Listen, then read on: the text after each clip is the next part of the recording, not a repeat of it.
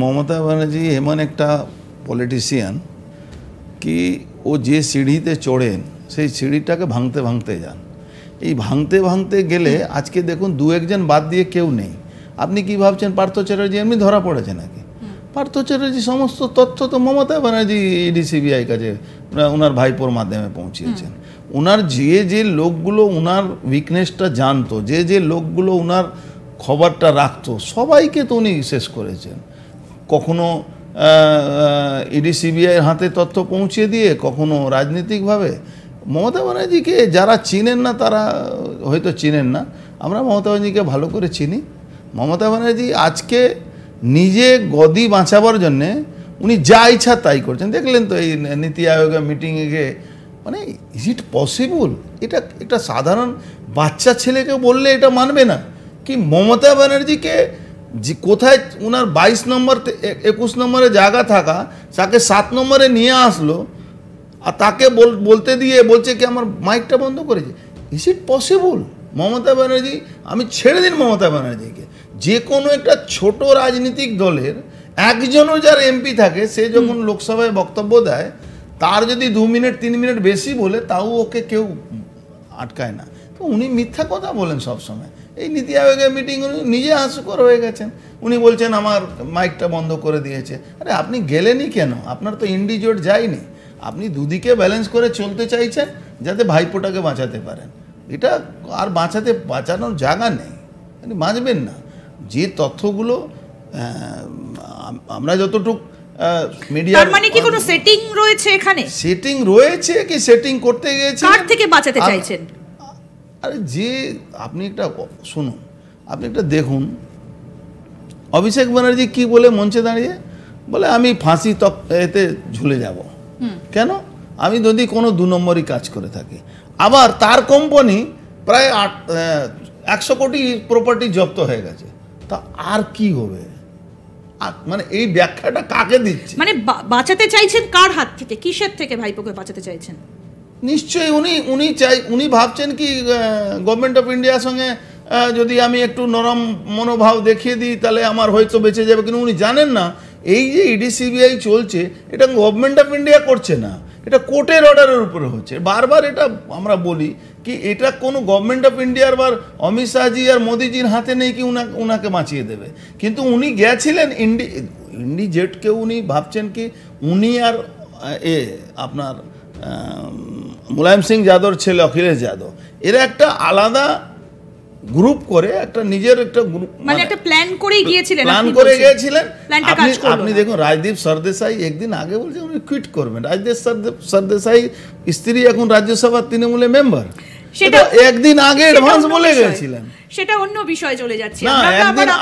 একদিন আগে অ্যাডভান্স উনি বলে গেছেন উনি কুইট করবেন, আর কুইট করেছেন। উনিও বলেছেন কি আমি যাচ্ছি, দেখছি যদি কিছু না হয় আমি চলে আসবো। বেশ, তো এই নাটক করা দরকার।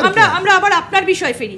অনেকে বলেন, নিন্দুকেরা বলেন, যদি খুব ভুল করে না থাকি 165টা কেস আপনার এগেইনস্টে ছিল।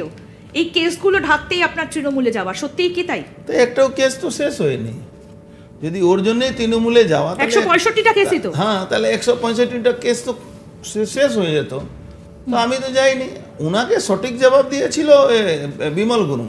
সব উনি যাকে যে অফিসার খুন হলো তার জন্যে উনি বলেছিলেন আমি বুঝে নেব। পুলিশ তো এখন বলতে গেলে চটি চাটা হয়ে গেছে, ওদের তো কোনো মেরুদণ্ড নেই, দিয়ে পায় না, তাও দিনরাত উনাকে বাঁচাবার জন্য উঠে পড়ে লেগেছে। সেই বিমল গুরুং ওনার সঙ্গে ভালো সৌদা করলো না। আমরা তো ওই সৌদা করার লোক না, আমরা একটা পলিটিক্যাল লোক, আমরা পলিটিক্যাল সম্মানের জন্য কোনো কাজ করি। কিন্তু উনি যে কথাটা বলছে 165টা মামলা ছিল, একটা মামলা কি কমেছে আমার? কিন্তু দাদা আপনি যখন তৃণমূলে জয়েন করেছিলেন আপনি বলেছিলেন, আপনার মুখেই আমরা বলতে শুনেছি, দিদি ক্ষমা করে দিয়েছে। না, আমি ক্ষমা চাইতে যাইনি একদম। আপনি আমাকে দেখিয়ে দিন কোথাও আমি বলেছি কি আমি দিদি আমাকে ক্ষমা করে দিয়েছেন? একটা জায়গা দেখে শুনুন, আমি গলা কাটিয়ে রাজি আছি, গলা কাটাতে রাজি আছি। আমি ক্ষমা টমা চাওয়ার আমার কোনো, সেই জন্যই কি আবার বিজেপিতে ফিরে আসা? আমি মানুষের কাছে ক্ষমা চাইতে পারি। মমতা ব্যানার্জি বা কোনো পলিটিক্যাল লোকের কাছে আমি ক্ষমা চাইবো, এটা আমার মানে এটা ডিএনএ তে নেই। আচ্ছা, একটা তথ্য আপনাদের দিয়ে রাখি যে অর্জুন সিং এর বাবা যিনি সত্যনারায়ণ সিং কংগ্রেস করেছেন সারা জীবন, ভাটপাড়া থেকে 3 বার এমএলএ হয়েছিলেন, কিন্তু অর্জুন দা তারপর চলে আসেন হচ্ছে তৃণমূলে এবং সেখান থেকে বিজেপি, বিজেপি থেকে আবার তৃণমূল, আবার বিজেপি। এখান থেকেই প্রশ্ন, বারবার দল বদল কি মানুষ 2024-এ মেনে নিল না? কারণ ব্যারাকপুর স্টেশনে এবার আমরা পোস্টার পড়েছে দেখেছি যে দল বদলু অর্জুন সিং এর ওপর আমরা ভরসা রাখছি না, সেই জন্যই কি এবার অর্জুনের লক্ষ্যভেদটা হলো না?